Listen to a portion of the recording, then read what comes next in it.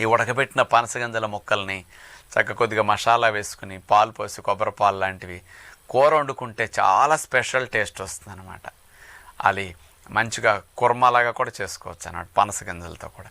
ఇట్లా ఏదైనా ఒక వెరైటీ మీరు అట్లా చేసుకుని కర్రీలాగా తినండి.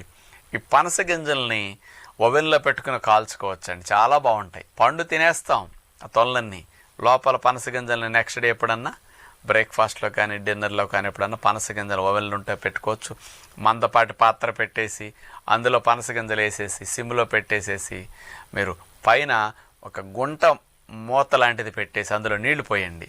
చక్కగా పనస గింజలు అట్లా కాల్చుకోవచ్చు అండి. కాల్చిన పనస గింజలు చాలా టేస్ట్గా ఉంటాయి. చంటి పిల్లలు మీ ఇళ్లల్లో ఉంటే కూడా 1.5-2 ఏళ్ల వయసు పిల్లల నుంచి అందరికీ పనస్తోనలు ముగ్గిన తర్వాత మెత్తగా ఉంటాయి. చిన్న చిన్నగా అట్లా చేసేసి పెట్టేసేయండి. వాళ్ళకి చిన్నప్పుడు ఏ ఫ్రూట్స్ బాగా అలవాటు చేస్తే